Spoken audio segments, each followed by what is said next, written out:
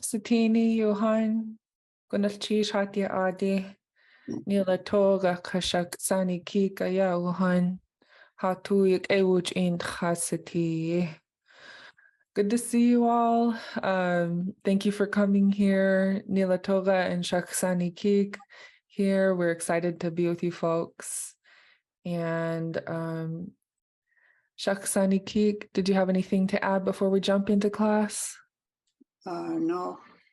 Okay. So it's week 2, day 3 today, Friday, January 20th. And for today's discussion, we prepared some materials to talk about the Alaska Native Brotherhood. So we have some images, and Shaksani Kik has some valuable information to share, and then we'll have a discussion.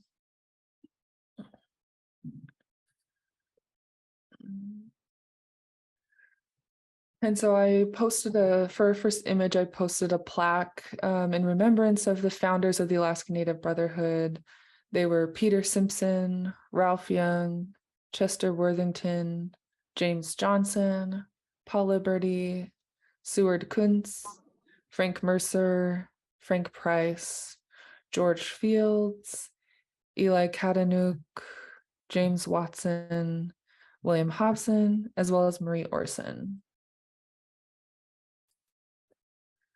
And then Shaksani Kik, I'll jump to the order that you would like for our presentation today. Okay.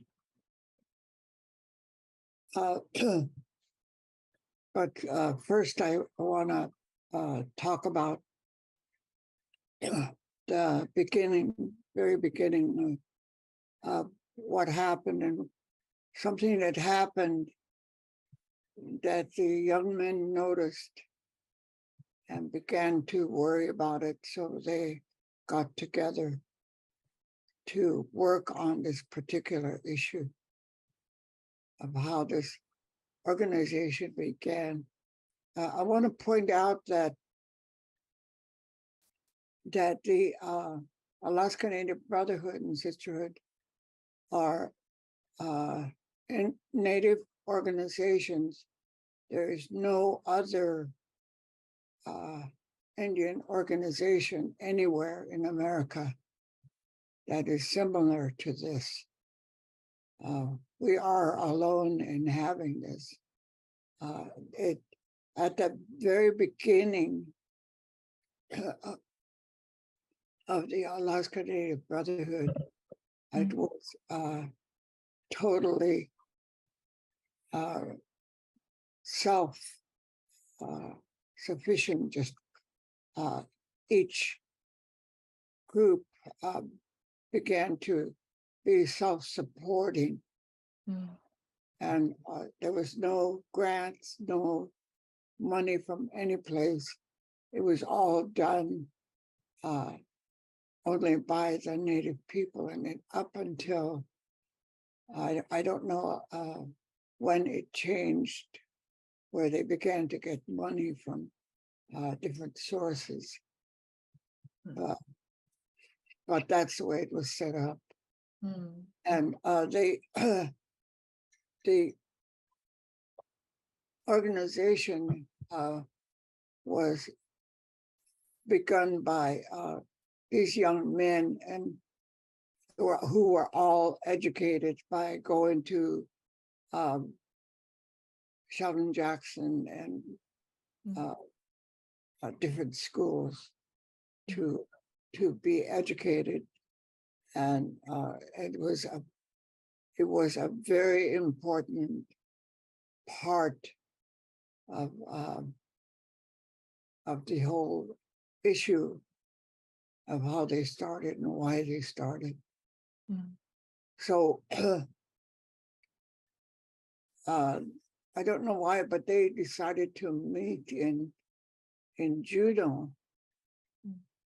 They all headed for Juneau, and they happened to invite James C. Johnson. When you read his record, he wasn't educated like these young men. He he there was no school background where he received any kind of certificate or anything, but he was uh, a very outstanding leader. When he took leadership of something, uh, it really worked well and succeeded. So James C. Johnson, uh, he had a friend visiting him, and he invited that person to go along with him to Juneau to join in with these young men. And as far as I know, when they got to Juneau, they got a place to hold the meeting, which was the village school in Juneau. And I really don't know it. In 1912, I have no idea where that school was, but they were able to get that as a room to hold their first meeting. And so the way that the Downhowers, as they did their research on all these men, they were able to interview relatives and people. There's some of them, there was a lot of information. Some, there wasn't very much. So, but came across some very good photos of the people, of the men. And the way they set it up in the book that they wrote, the biographies of the Tlingit people, is alphabetical. And I thought that was really a good idea because it doesn't point out anybody as being the most important. And so I wanted to keep that order as it was in a book. And I don't know if I'm going to be able to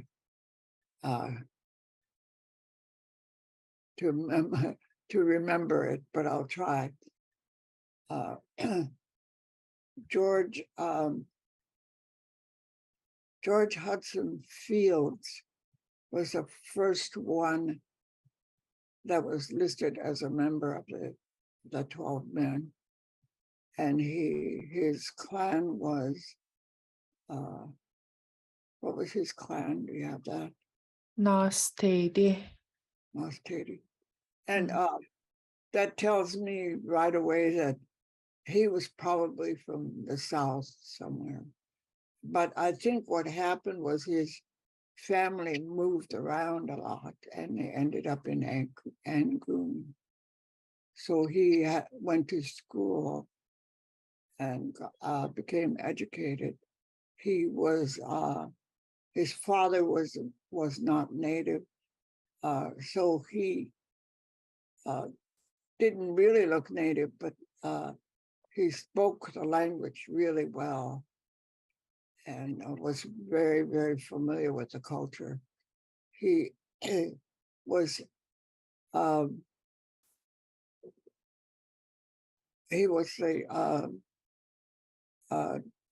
one of the men that decided what they should do and how they should go about it. So as far as I can remember, some of these men, they didn't have much information on them. The next one was William Hobson. I think there was a photo of him and his child. And he was, what clan was he? Ainegi. Nady. And I'm mentioning the clans because the clans really don't make any difference or show anything. But what I wanted to point out by doing this is to let you know that when it comes time to band together to work on something, everybody joins in. They don't say, "Oh, these are ravens only," or "These are for the eagles only." It wasn't like that in this particular story. So William Hobson, they weren't able to get too much information on him, but he, I think he was from Angoon. The stories that they were able to find about him is apparently he owned a boat and they used to go around in the boat. But what happened to him is they didn't know. They were able to locate information about him later, but they weren't sure what happened or where he went to. But he was part of the early planning and participated quite a bit. He was still around quite a bit to participate in the issues that they were working on. So, and he was also a Raven. I think there was a really nice picture of him and his child. Mhm. Then I think it's Seward Coons. Mhm. I'm not sure, but it sounds like Coons was probably a cricket name, and they just used it. So he was a Juneau person, and he worked there. I think his family worked there. He in fact, the Coons family still lives in Juneau.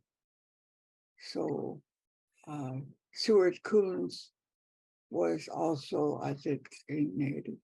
Uh, A native, yeah. mhm. And it seems like I didn't really put down a lot of information about him, but um, uh, the the possibility of why they had the meeting in Juneau is because there were several members that were living in Juneau, and Coons was one of them. And the next person was, um, oh dear, okay, maybe Eli Patunuk. I know Katunuk is probably Patunuk. Mhm. Eli was an orphan during the time when there was a epidemic, that when the natives all began to get sick because of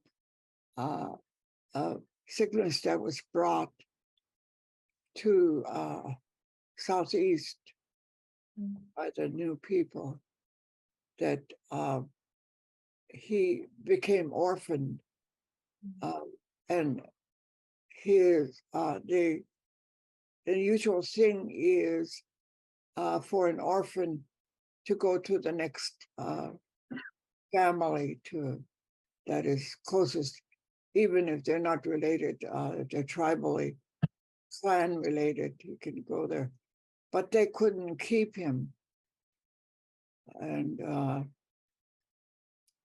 they because they were everybody was very, very sick, and in order to protect him, they sent him to go to school at the what was called the Alaska Native. Sheldon Jackson started a school for Alaska Natives. It wasn't called Sheldon Jackson at the time, but it was a school for Alaska Native children. And he was sent there and kind of grew up in the school, studying there.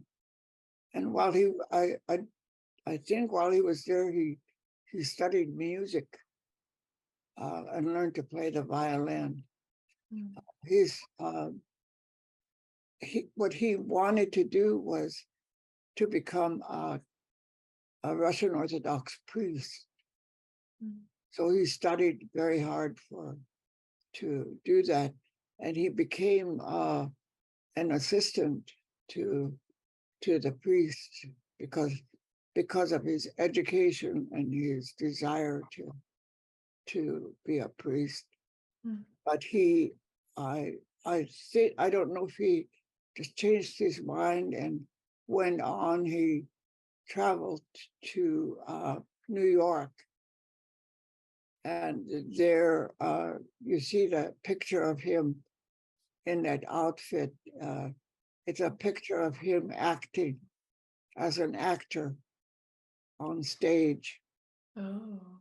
And so he did some stage acting in New York.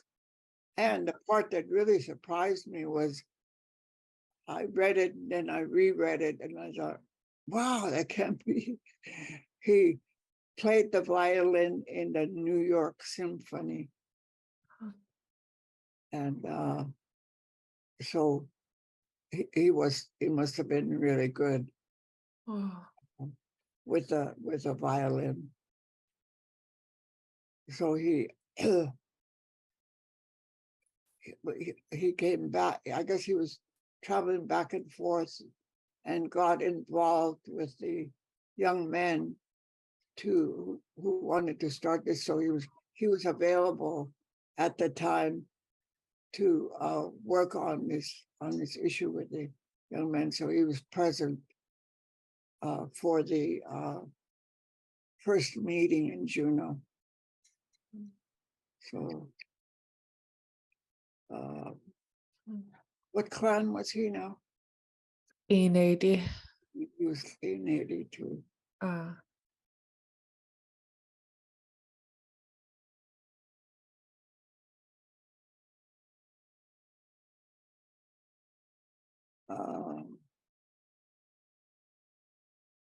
I think, the person I forgot and left out was James C. Johnson. Did I say anything about him yet?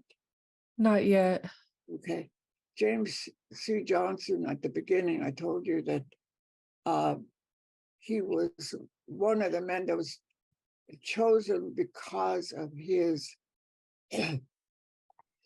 wonderful ability to be a leader. As an uneducated man, and in regards to the terms that we're talking about for the other young men, I don't think he went to any boarding school, but whenever he was leading, took the leadership in anything, it became very successful. And it wasn't just him, but through the Johnson family, when you read the history, the Johnsons all became very famous and some really wonderful leaders. So I don't know. What can you say? Is it in their blood or what is it? But Mm. he was really something. And so because the young men knew this about him, that's probably why they invited him to come Mm. to be with them. And it proved to be a very, very good idea later on. Mm. So James C. Johnson was Shungukedi, Mm. I think. Mm-hmm. So, okay, Mercer, Mm-hmm. Frank Mercer.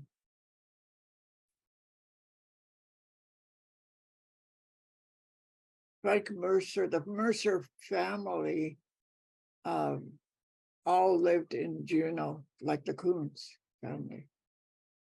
And they worked there. I think they were really knowledgeable about mining. And so they worked for the gold mine there. So they did the family, I think still is still around there in Juneau, I'm not sure, but the Mercer family is very well known, same as the Kuntz family in Juneau too, in regards to the leadership. Frank Mercer was Daksuwadi, I think. Yeah, and he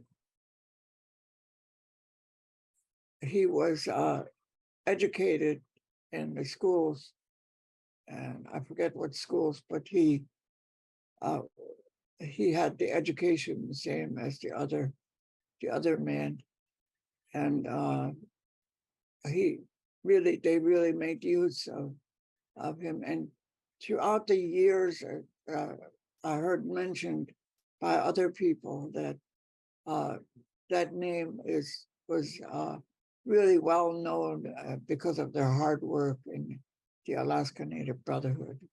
Family. Then the next one is Frank Price. Frank Price was Kagwatan, I think.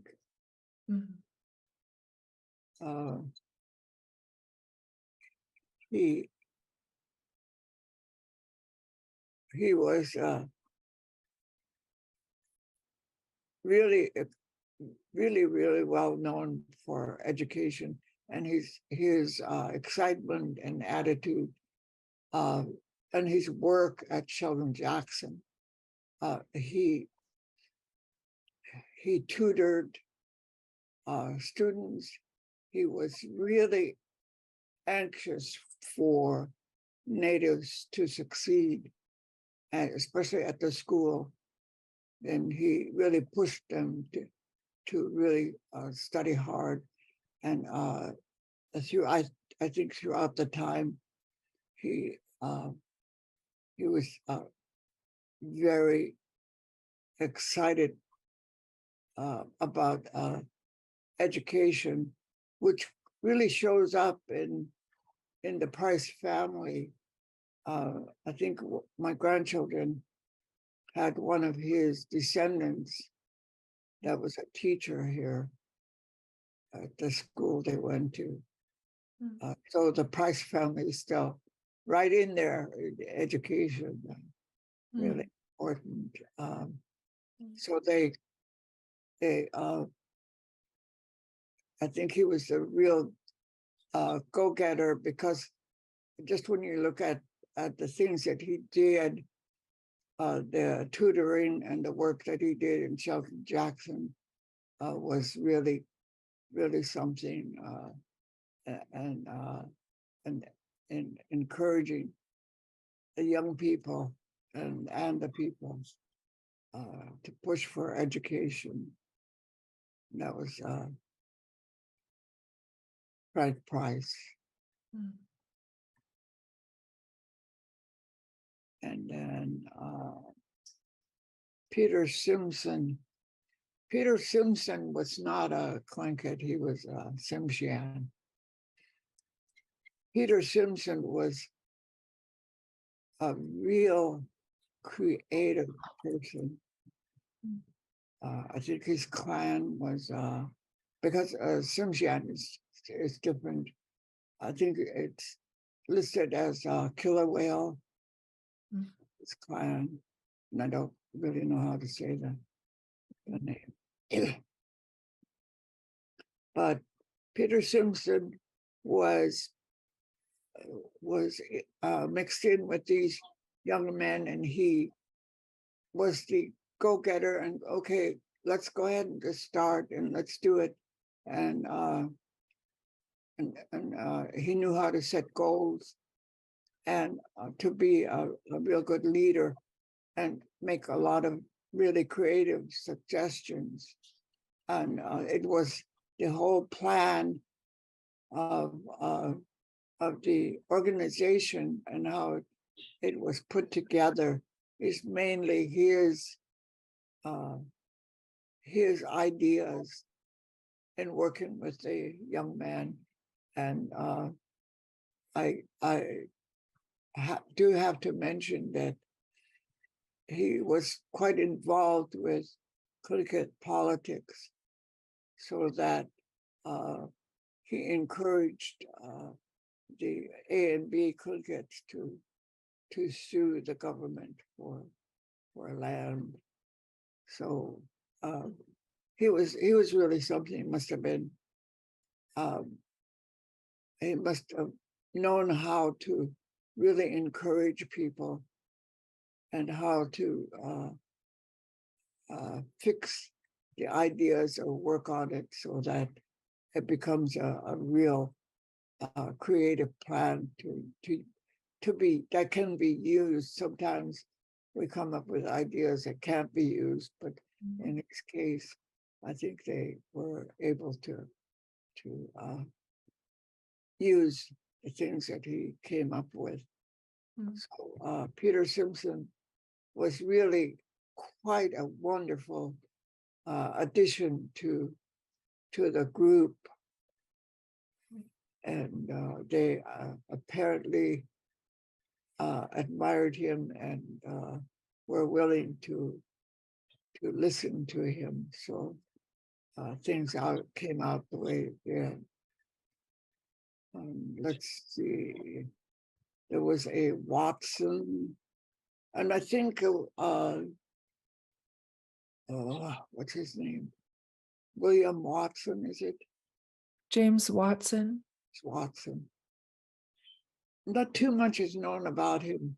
In fact, I think he was one of the people where they couldn't get a photo anywhere of him. And the only photo they could find was in a group picture of the men. And so what they did was they cropped it, and by computer magic, they were able to get a picture of him in the book. And he was what clan? Enade. Lady. I can't remember too much about him. I think he was also from Angoon, but they had a lot of trouble trying to locate families and information about what happened to him. But he was part of the first group. So I think we have come to Chester Worthington.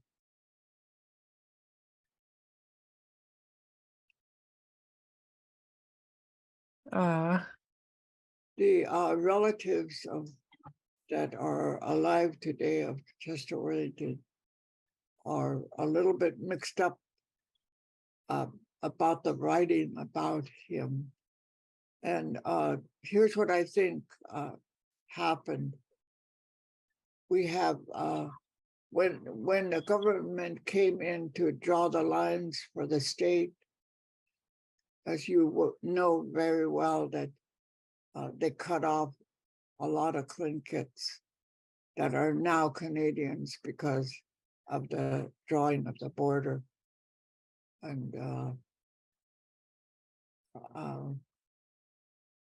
so those are called the inland Tlinkits. And I keep forgetting what his clan is. Nanya Ai. Eagle. His relatives kind of believe that he's Tsimshian, but I think what happened was that he was in Canada, because I think a census or something came up to show that he was in one report that he was Tsimshian, living in the area of the Tsimshian that he was in Canada.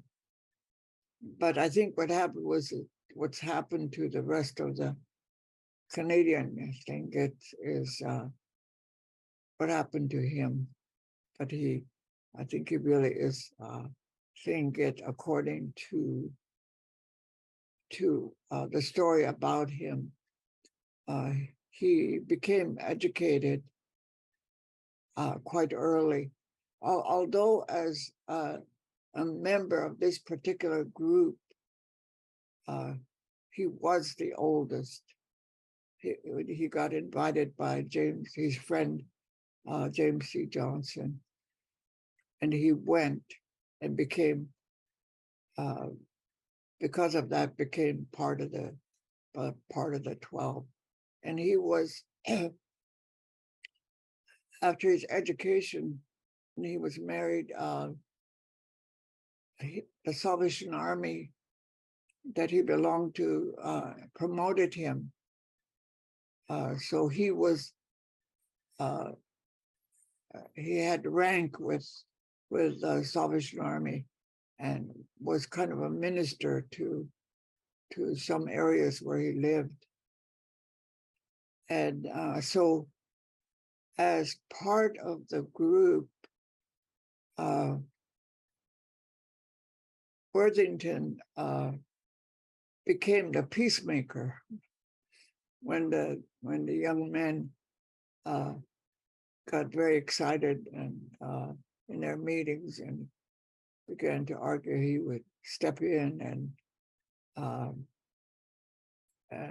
and help to control them, so that he became very, very useful, and they honored him for that. So that was a very wonderful move that he was able to be part of this particular group.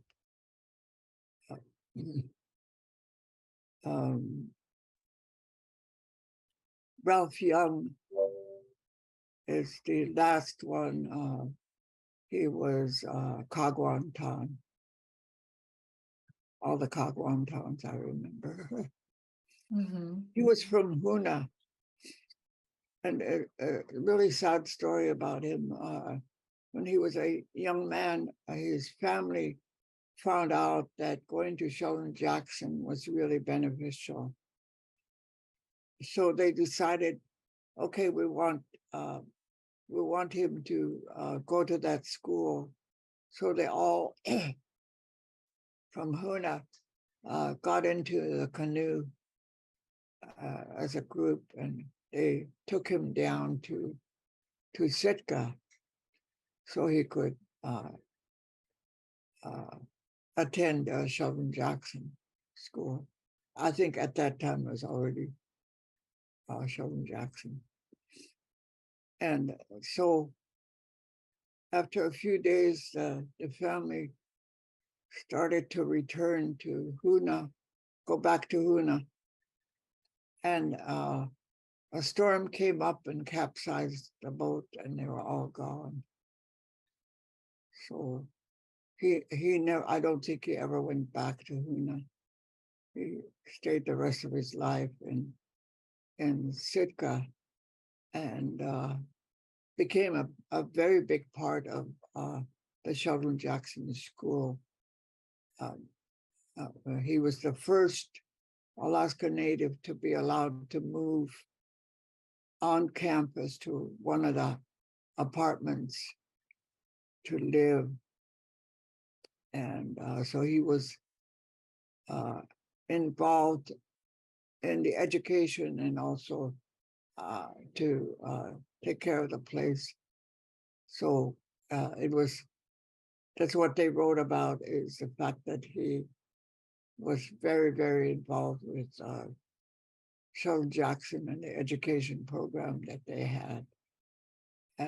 But he also had a lot of time for the Alaska Native Brotherhood. So the young men, I don't know if I got all 12 or not. I hope I didn't leave anybody out. I'm doing it from memory. Did we do William Hobson or Paul Liberty? Oh, Paul. Yeah, Paul. What's his name? Paul Liberty kicks a D. Yeah. Yeah, I don't recognize the last name. I know Paul Mhm. McKinley, is it? I don't know. Anyway, Paul was from Sitka, as you can tell by the fact that he's Kiksadi, Mhm. and he studied to be a priest for the Russian Orthodox and became very successful. And I think the photo they have of him in his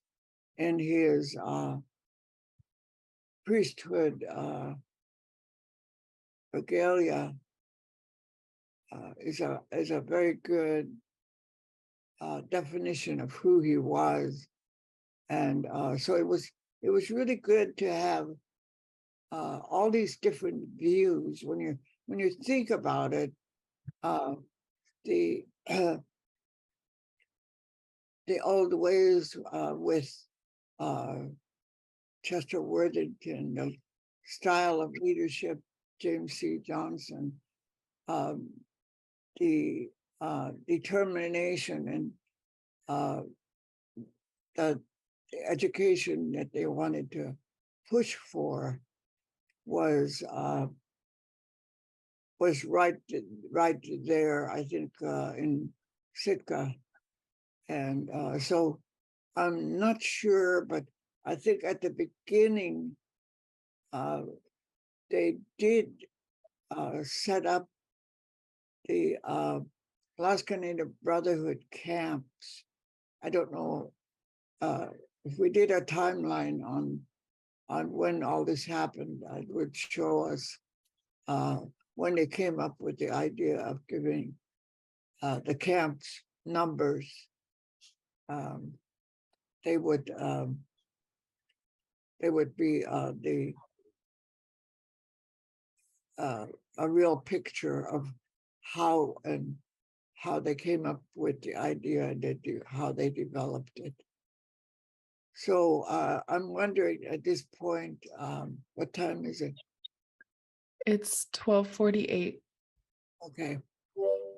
If there's any comments and I want to invite anybody that knows a little more about some of these men to add to what I said, what I found in the books. The things that I talked about are strictly from the books.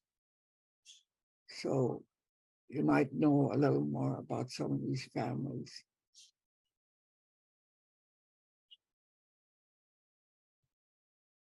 Thank you for sharing with us. Is there anybody in the group that would like to contribute knowledge you have about the founding members or questions you have?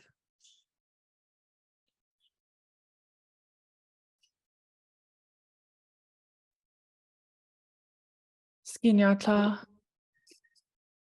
We haven't spoken to the one woman that was involved, Oh, yes. which I wasn't aware of until just recently. Okay. Yeah. I didn't mean to ignore Marie Moon Orson. Lived in Juneau, but I think she was originally from Cake.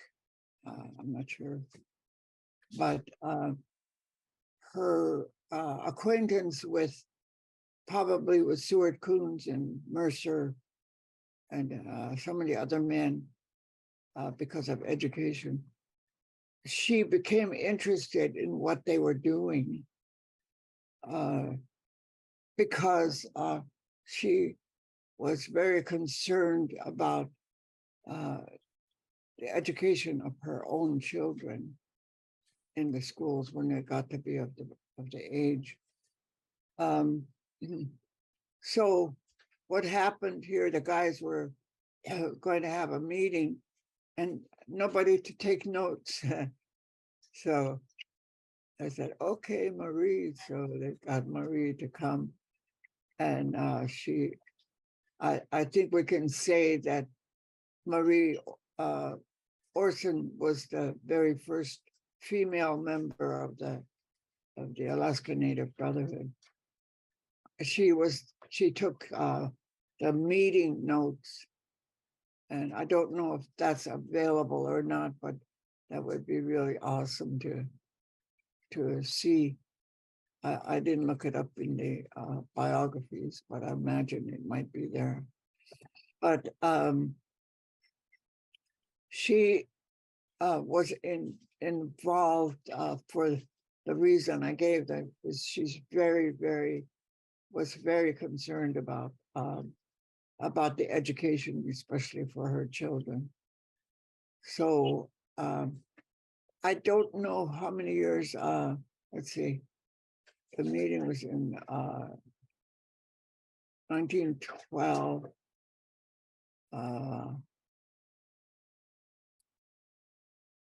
After the First World War, there was an epidemic. Some of you might have heard about it in history. There was a pandemic, just like the COVID was, I think was called the Spanish flu, that went around the world after the war was over. And so she got it and died at a very young age. So her part is in setting up the Alaska Native Brotherhood is quite a big and important one. So we don't want to ignore it, but she set it up so that we now still use secretaries to take notes at the meetings. And that was really an important position for people. And she was Dakluwadi, I think. Yeah.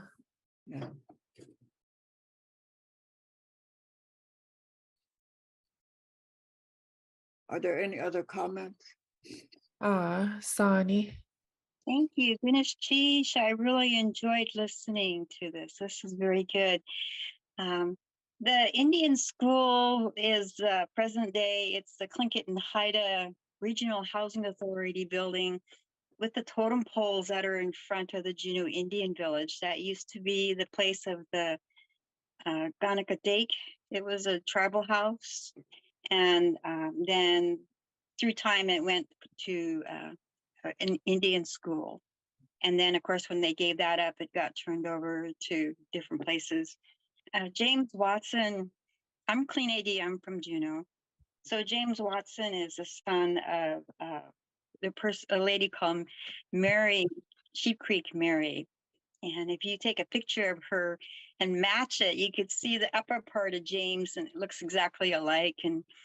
And Seward Coons is also Clean AD. He was the child of, he lived in Tea Harbor and also Eagle River, and they had different village sites there. And they also had to escape. My father was of that age too, where they had to flee from all the diseases. And there were a lot of orphans. And so my family took care of a lot of them. And then, of course, there were just some that, just got lost. But I think my parents had maybe 4 or 5 kids, and my dad had been raised with maybe 4 or 5 kids too, because we just went and we took, the survivors that belonged to the other aunties. And so Kintanuk, I forget which one is that one. He's when you mentioned his name, I went running for my notes. I was going, where is it? And I can't find it, so I can't talk about that one. But I think he's related to Mary Booth Miller, who's married to Salmon Creek Jim. But if you want to check on that with me again, I can and follow up. I was digging while you were talking. I go, where's that name? I know that name. But it was just nice to listen to family information. And Ganesh Chish again, thank you. Yeah, you're welcome.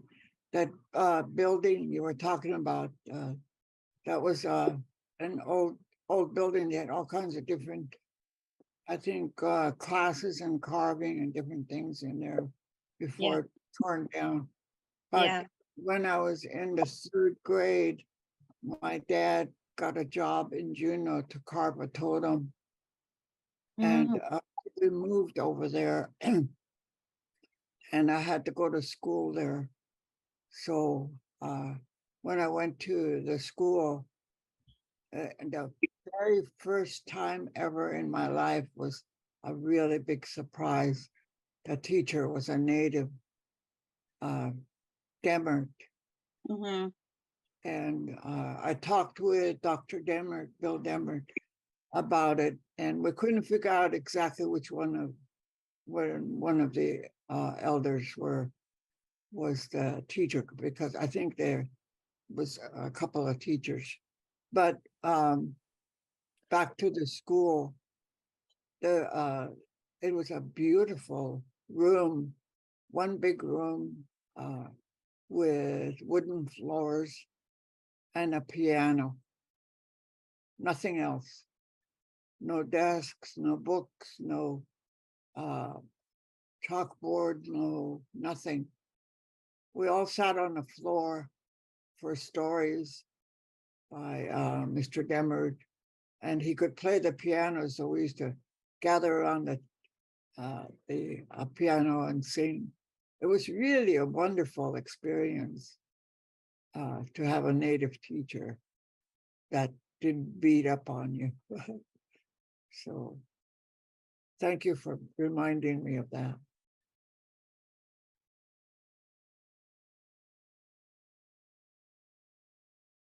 Yeah, really awesome contributions and comments from folks. We have just a couple minutes left. Were there any more closing comments or questions from the discussion? I'd like to finish up on why the young men got together, what pushed them into starting this is something that happened in 1887. And a lot of these young men, if you look at their ages, were born around that time and were able to go to school.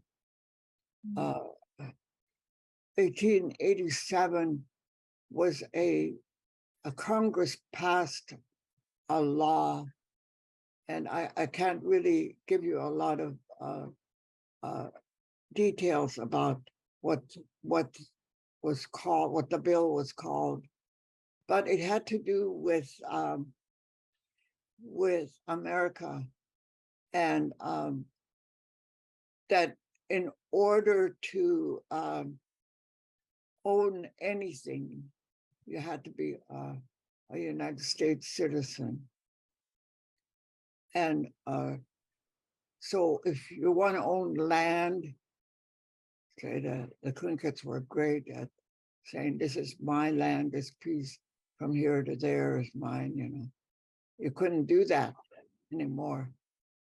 You couldn't buy a boat, you couldn't own a house, you couldn't, it just was the only way you can have a house is in the village where it was set up only for natives only. So to get citizenship, you had to be educated and meet the requirements of how to become a citizen. The only big problem I saw with that was that to become a citizen was really open to interpretation by anybody. Anybody can say, oh, well, you can't do this, so you can't be a citizen. So in other words, they made it as difficult as they can for natives to become citizens, so they could own houses, they could buy houses, they could own land, they could have ownership of different things, unless you met the requirements and you had the piece of paper that said you were a citizen. So the young man reasoned that education was the key. If we could educate everybody, so they had it. One of the first rules they had for the Alaska Native Brotherhood was you couldn't speak Lingit. And so it was really, really something to think about, the fact that they had to stop people from speaking their language and push them so they could become educated enough to become a citizen. But as time proved, it was extremely, the white people made it extremely difficult for natives to become citizens. And for that reason, at the Klondike Gold Rush, Chilkoot Charlie was Tlingit, discovered gold, and he couldn't apply for it. So there's one white man said, "I'll help you. I'll file the papers." He became rich. So things like that happen. So that's why the young men were really, really pushing hard for natives to become citizens. Hmm. So I hope I gave you all the right information. And if you find out any more, you can share with us. If you have any other comments on it, I appreciate your input. Hmm. Okay. Skinya, did you have another comment or question? Yes, I hope it shows up on the screen, and I want to give a nod to my killer whale relatives in Klukwan, Dachloedi, Dutchkan. I was gifted this paddle, and I'm going to hold it up. I hope you can see it. But so there's some crust design work on there, and there's a dorsal fin and that sort of thing. But what was so incredible about being gifted this, it's an original dugout canoe paddle, which I found out. I had Wayne Price look at it, but when you look at the other side, it's got A and B on it, which was really significant because Wayne placed this paddle at being carved, say around 1920, somewhere in that range. And so what was pretty amazing is that it was high risk to actually even do this sort of thing. And so this came down through my killer whale family, and it was gifted to me, but I just wanted to share that. Good enough, Cheesh. That's wonderful. Can I add one more thing? You know, our tribal house used to be in the Juneau Indian Village, and when they had their meetings, they covered the windows with newspapers or paper bags so that no one could see them meet. But I remember people talking about that. So it was before my time, of course, but it was very interesting how, you know, again, later on when they were fighting for land claims, they did the same thing. They covered the windows so that no one could see, you know, us fighting for our land. I just remembered it as she was talking about it and mentioned, you know, it wasn't something that you shared with everybody. And so, yeah, we had to hide. They had to hide. Finished, Cheese? Yeah, thank you. Really powerful visuals by both of you. Thank you for your comments and questions. And Gunachish Shaksanikik Hainki Nigi AMB Adat. Thank you for sharing with us about the founders of AMB. Really good discussion. I hope we continue talking about this topic.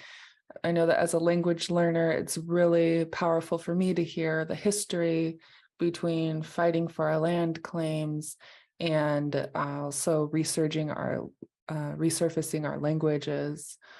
So, that's very good. Thank you so much. And we'll see you back here in class on Tuesday, 12 p.m., same Zoom link. Good night, Chish. Tsuye Kwasatim. Geez. Anashish. Ganesh.